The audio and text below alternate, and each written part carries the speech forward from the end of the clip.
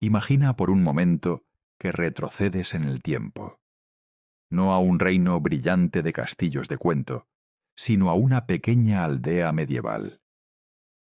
Estás sentado frente a una mesa de madera áspera, iluminada apenas por la luz de una vela temblorosa. Frente a ti hay un cuenco. Lo miras con esperanza, esperando un festín.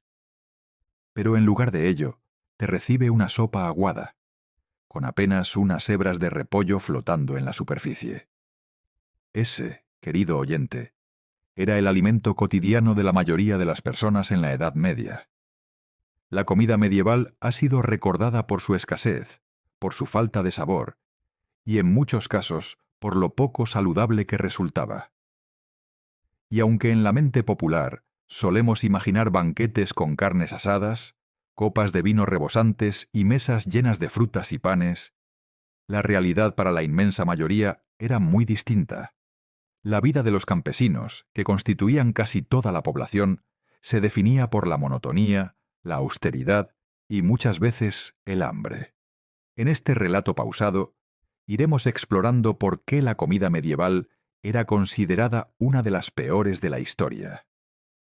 Descubriremos qué se servía en las casas más humildes y en los banquetes de la nobleza, qué especias eran tan valiosas que podían costar una fortuna, y por qué el pan, algo que hoy vemos tan común, podía determinar la diferencia entre la vida y la muerte.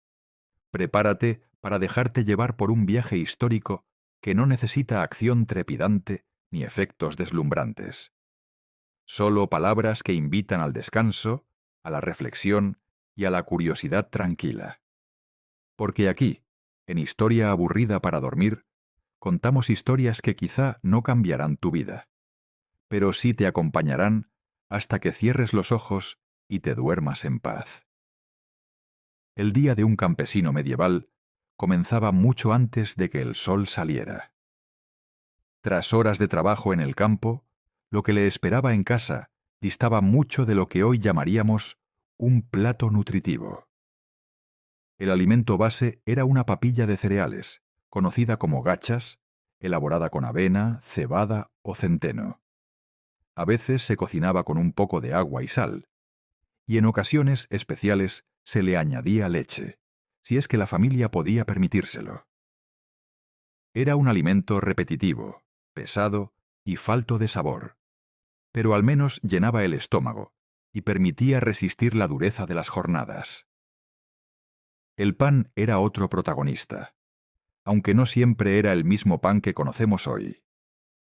Los panes campesinos se elaboraban con cereales de baja calidad, mezclados con restos de legumbres o incluso con cáscaras molidas, lo que les daba una textura dura, a veces difícil de masticar. Estos panes eran oscuros, pesados y de sabor áspero. Comerlos era más una necesidad que un placer. En contraste, los nobles podían acceder a pan de trigo blanco, considerado un lujo reservado para las clases altas. La simple diferencia en el color del pan era un reflejo inmediato de la desigualdad social. En cuanto a la carne, la historia se torna aún más sombría. Para los campesinos, conseguir carne fresca era un acontecimiento raro, casi extraordinario. La mayoría dependía de pequeñas porciones de tocino salado o de animales de corral que se sacrificaban de vez en cuando. Las técnicas de conservación eran rudimentarias: salado, ahumado o, en casos contados, encurtido. El resultado era un alimento duro y muchas veces demasiado salado, que no aportaba precisamente la experiencia de un banquete. La caza, además, estaba prohibida para los pobres en la mayoría de los reinos, reservada solo para los señores feudales. El pescado ocupaba un lugar especial, sobre todo por las normas religiosas que prohibían comer carne en ciertos días del calendario cristiano. Sin embargo, el pescado fresco estaba reservado para quienes vivían cerca de ríos o costas. Para el resto, lo habitual era el pescado salado, seco o en escabeche, que llegaba a las aldeas después de largos viajes y con un sabor bastante desagradable. Las verduras y legumbres eran en realidad el alimento más común. Repollo, cebolla, nabos y zanahorias formaban parte de la dieta cotidiana, aunque la falta de variedad y de técnicas de preparación hacía que su consumo se sintiera monótono. Las legumbres, como lentejas o habas, se hervían hasta quedar blandas, sirviéndose en sopas o estofados aguados. Pero si había algo que marcaba la vida medieval, era el hambre. Las malas cosechas podían significar la diferencia entre sobrevivir o morir. El invierno, en particular, se convertía en un enemigo cruel. Las reservas se agotaban, y muchas familias recurrían a alimentos que hoy nos resultarían impensables: cortezas de árbol, hierbas silvestres o incluso pan elaborado con harina adulterada. La escasez se vivía como una constante amenaza, y comer no era un acto placentero, sino un recordatorio de lo frágil que podía ser la vida. Mientras tanto, en los banquetes de la nobleza, la imagen era distinta, aunque tampoco del todo atractiva. Allí sí había carnes asadas, grandes piezas de caza y manjares exóticos. Sin embargo, los métodos de cocción estaban lejos de los refinamientos actuales. La carne se servía muchas veces semicruda o demasiado cocida. Los condimentos eran excesivos, y la presentación, aunque abundante, no necesariamente era agradable. Las especias se convirtieron en un símbolo de poder. La pimienta, el clavo y la canela eran tan valiosos que se utilizaban incluso como moneda de intercambio. Tener acceso a ellas era demostrar estatus, más que buscar un verdadero deleite en el sabor. Irónicamente, esas especias a menudo se usaban para enmascarar la falta de frescura de la carne o el pescado. El vino y la cerveza eran las bebidas más comunes, pero no por placer, sino por necesidad. El agua no siempre era potable, y beberla podía ser peligroso. El vino que consumían los campesinos estaba aguado y de baja calidad, mientras que la cerveza era más bien una bebida débil, pensada para hidratarse sin enfermarse. Así era la comida en la Edad Media, una combinación de escasez, desigualdad y rudimentarias formas de cocinar. Comer era sobrevivir, y la idea de disfrutar la comida como lo hacemos hoy simplemente no existía. En los banquetes de la nobleza, el acto de comer no era solo una necesidad, sino también una puesta en escena del poder. Las mesas se llenaban de manjares que buscaban impresionar más por su abundancia que por su sabor.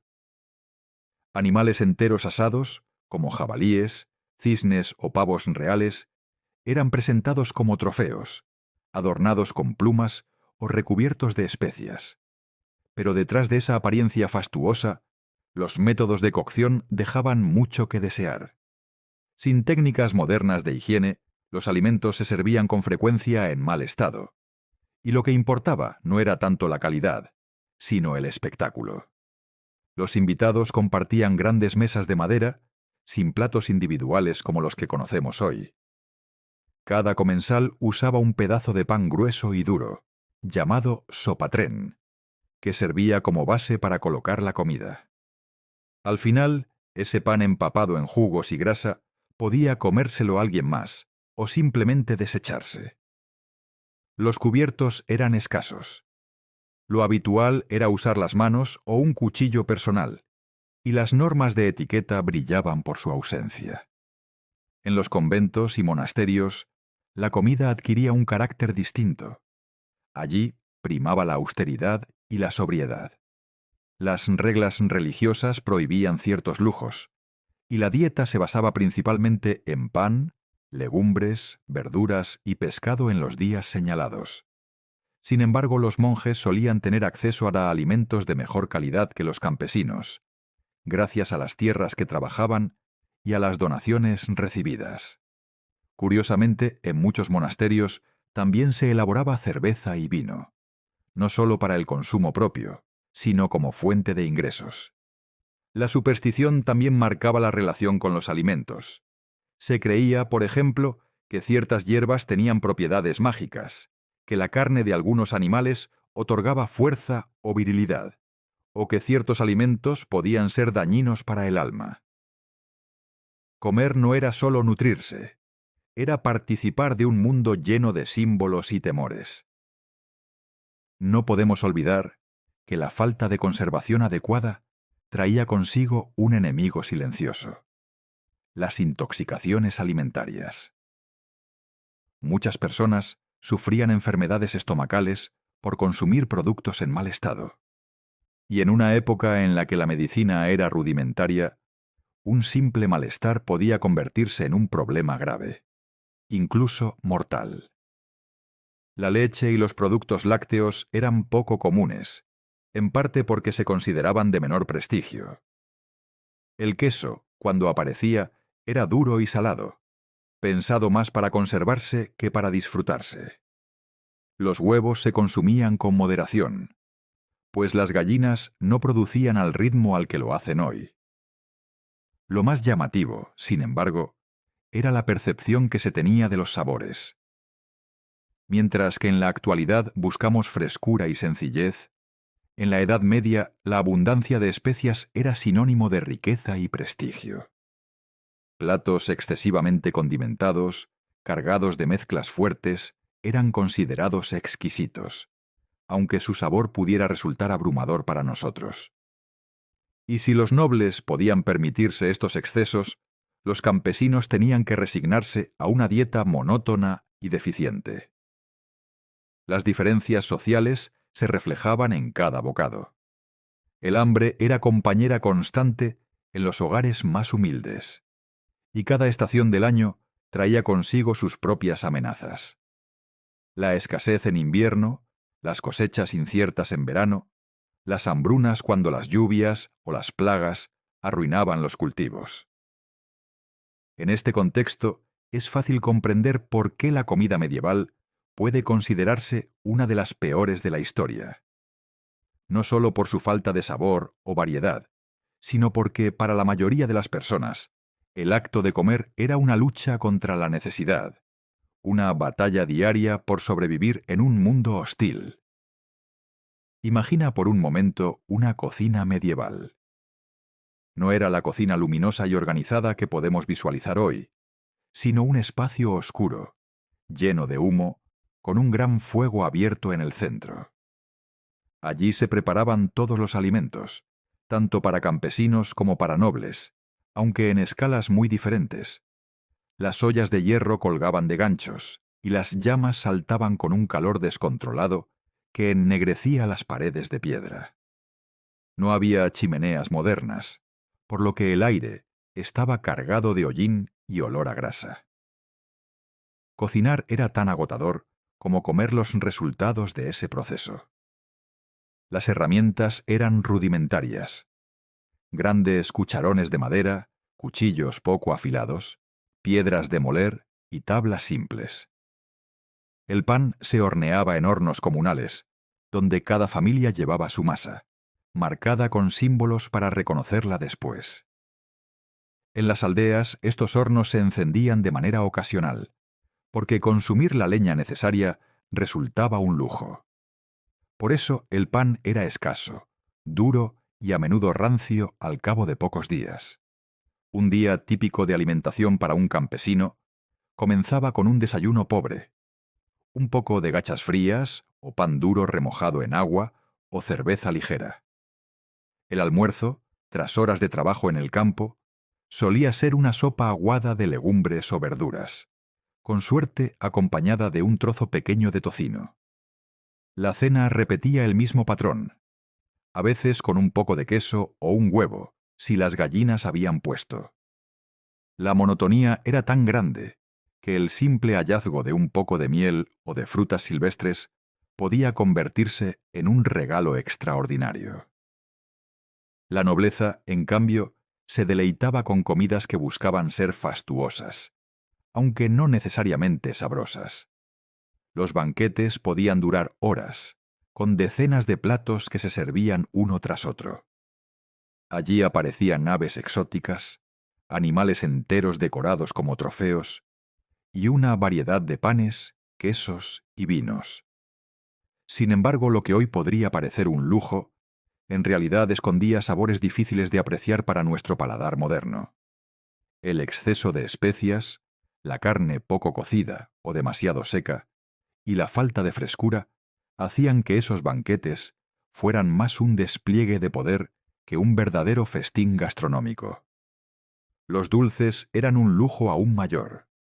La miel era el endulzante más común, pero el azúcar era tan escaso que se consideraba casi un producto medicinal. Solo las cortes más poderosas podían acceder a pequeñas cantidades, traídas desde tierras lejanas a precios exorbitantes. Por eso, los postres medievales no se parecían en nada a los que conocemos hoy. Eran más bien masas densas, pesadas y cargadas de especias, pensadas para impresionar más que para disfrutar. Otro aspecto sorprendente es que muchas veces la comida no se servía caliente.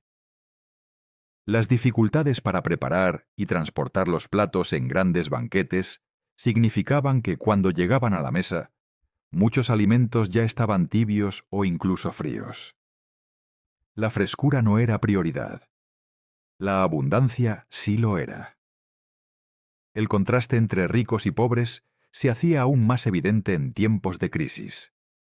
Cuando una plaga azotaba los campos o cuando el clima arruinaba las cosechas, el campesinado era el primero en sufrir hambre extrema. Se recurría entonces a panes hechos con harina mezclada con cortezas, hierbas amargas o incluso polvo de huesos molidos. Estos panes oscuros no solo eran desagradables, sino que podían ser dañinos para la salud. El invierno era especialmente cruel. Las reservas se agotaban rápido, y la gente debía sobrevivir con lo que hubiera quedado. Raíces secas, cebollas arrugadas, algún queso duro que aún resistiera. El hambre empujaba a la creatividad, pero no en el sentido positivo, sino en la desesperación. Comer era literalmente resistir. De esta forma, cada comida en la Edad Media era un reflejo de la desigualdad, la precariedad y la fragilidad de la vida misma. El campesino comía para poder trabajar, y el noble comía para mostrar su riqueza. En ninguno de los casos el acto de comer era realmente un momento de placer. El mundo medieval no solo estaba marcado por la escasez de alimentos y la desigualdad en la mesa, sino también por un universo de supersticiones y creencias que envolvían la comida. Comer no era un acto inocente, estaba cargado de significados, miedos y simbolismos. Se creía, por ejemplo, que ciertos alimentos podían transmitir las cualidades del animal del que provenían. La carne de toro, según algunos, podía otorgar fuerza y valentía, mientras que la carne de cerdo, por el contrario, era vista con desconfianza en algunos contextos, pues se pensaba que transmitía pereza o torpeza. Los pescados eran considerados alimentos limpios y espirituales, razón por la cual la Iglesia promovía su consumo en días de abstinencia, reforzando la idea de que lo que comías podía afectar también tu alma. Los vegetales también estaban rodeados de mitos. Se creía que el ajo tenía propiedades protectoras contra el mal y contra las enfermedades, mientras que el repollo era considerado casi una medicina universal, capaz de curar desde problemas estomacales hasta dolores de cabeza. Comer ciertas hierbas no era solo cuestión de alimentación, era participar en un ritual de protección frente a lo desconocido. La miel, por su dulzura y su rareza, era vista como un regalo divino. Se usaba no solo para endulzar, sino también en remedios caseros y en ungüentos. Algunos pensaban que consumir miel traía buena suerte y longevidad, como si se tratara de un vínculo directo con la naturaleza y lo sagrado. En los banquetes de los nobles, las supersticiones también jugaban su papel.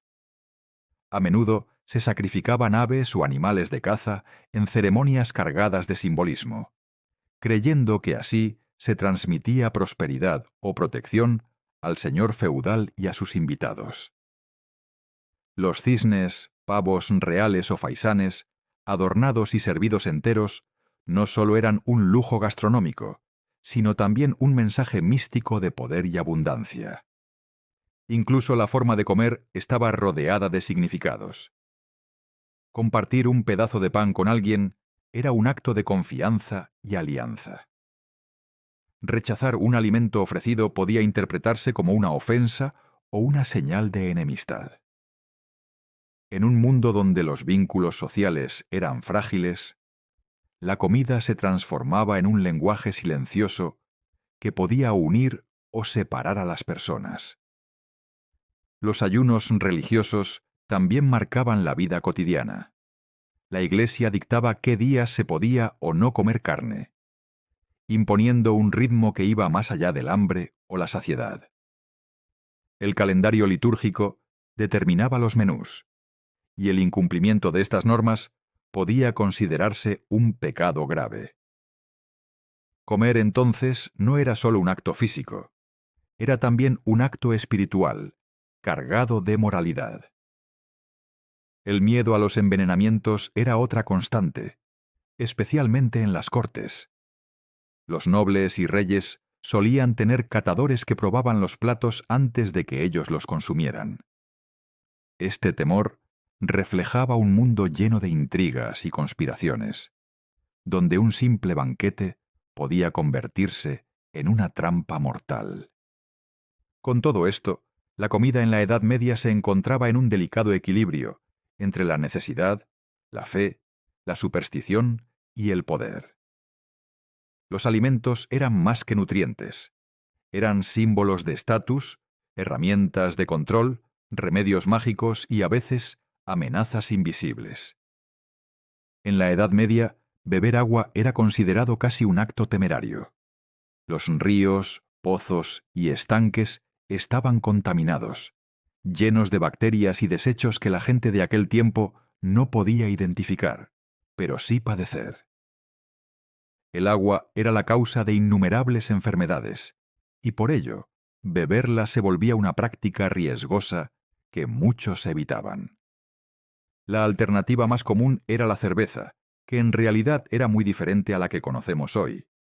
Era una bebida turbia, de bajo contenido alcohólico, a menudo espesa y más cercana a un alimento líquido que a una bebida recreativa.